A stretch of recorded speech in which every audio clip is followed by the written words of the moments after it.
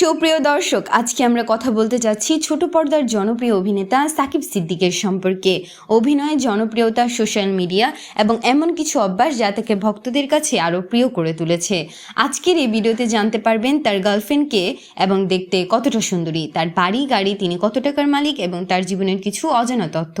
এসব কিছু বিস্তারিত জানতে ভিডিওটি না টেনে শেষ পর্যন্ত দেখতে থাকুন।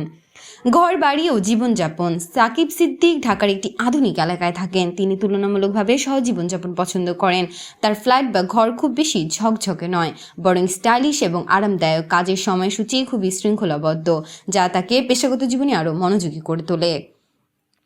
সোশ্যাল মিডিয়ার জীবন। সাকিব সিদ্দিক ইনস্টাগ্রাম ও অন্যান্য সোশ্যাল মিডিয়ায় সক্রিয়। তিনি নিয়মিত নাটকের ক্লিপ, মজার ভিডিও ও কিছু লাইফস্টাইল কন্টেন্ট শেয়ার করেন। তার ফলোয়ার সংখ্যা প্রায় 1.5 বা 2 লাখ। তিনি ভক্তদের সঙ্গে সরাসরি সংযোগ রাখতে পছন্দ করেন এবং মাঝে মাঝে লাইভ সেশনও করেন। ক্যারিয়ার ও কাজের ধরন। সাকিব সিদ্দিক মূলত ছোট পর্দার নাটকে কাজ করে পরিচিত লাভ করেছেন। উল্লেখযোগ্য নাটক পাগলা দেওয়ানা, এক রাতের বউ, হৃদয় জুড়ে তুমি, বাঁচব না তোকে ছাড়া। তার অভিনয় সরল, আবেগঘন এবং চরিত্রে প্রাঞ্জল। দর্শকরা তার চরিত্রের সহজ সংযোগ স্থাপন করতে পারেন। আয় ও স্টাইল। সাকিব সিদ্দিকের আয়ের প্রধান উৎস নাটক এবং অনলাইন কন্টেন্ট। তার জীবনধারা আধুনিক, ট্রেন্ডিং এবং স্টাইলিশ। মাঝে মাঝে তিনি ফ্যাশন ব্র্যান্ডের প্রমোশনে অংশ নেন, তবে তিনি কোনো ফ্ল্যাশিং লাইফস্টাইল পছন্দ করেন না, বরং সৃজনশীলতা এবং শৃঙ্খলা বজায় রেখে স্টাইলিশ থাকেন।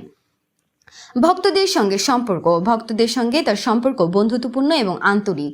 ভক্তরা তার সরলতা, অভিনয় দক্ষতা এবং মজাদার নাটকের চরিত্রের জন্য তাকে প্রিয় মনে করে। প্রিয় দর্শক, সাকিব সিদ্দিক শুধু একজন অভিনেতা নয়, তিনি তরুণ প্রজন্মের জন্য উদাহরণ। কিভাবে কাজ, স্টাইল এবং সোশ্যাল মিডিয়ার সঠিক ব্যবহার একসাথে করা যায়।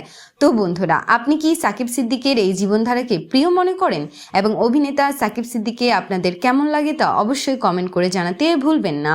আর ভিডিওটি ভালো লেগে থাকলে একটি লাইক দিয়ে আমাদের চ্যানেলটি সাবস্ক্রাইব করে পাশে থাকুন। ধন্যবাদ সবাইকে।